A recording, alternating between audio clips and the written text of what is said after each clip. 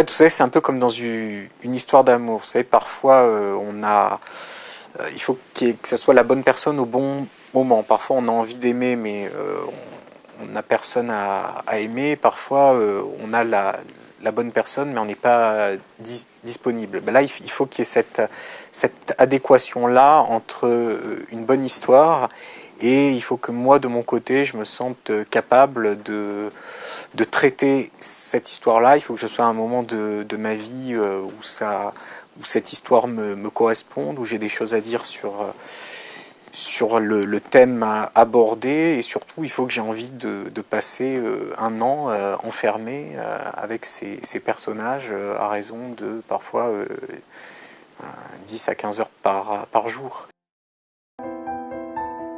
Toujours une dizaine d'idées, d'envies, de désirs, d'histoires qui remontent pour certaines à mon adolescence.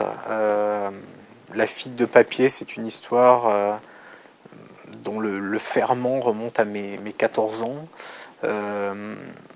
Donc voilà, donc il y a la maturation des histoires prennent plusieurs années. Après, l'écriture prend, pour celui-là, 10 mois. Donc vous voyez, c'est pas, ça ne se fait pas de manière séquentielle.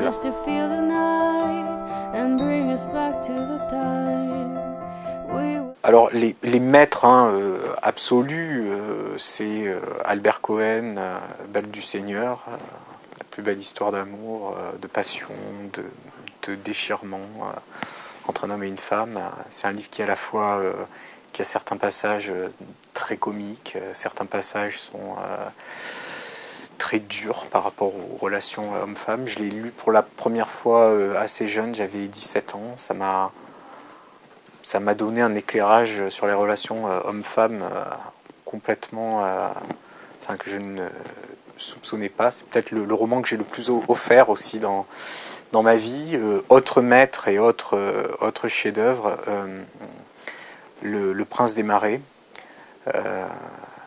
qui est voilà l'un des grands romans américains. C'est de Pat Conroy.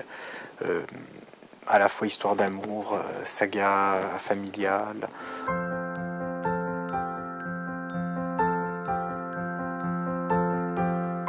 En fait, je suis un grand amateur de ces deux genres.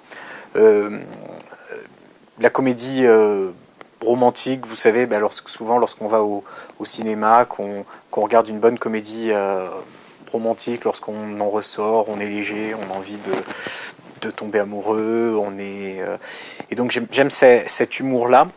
Et j'aime aussi avoir peur, j'aime aussi le mystère, j'aime le rythme surtout nerveux des thrillers contemporains. À la fois j'en lis beaucoup, j'en vois beaucoup au cinéma.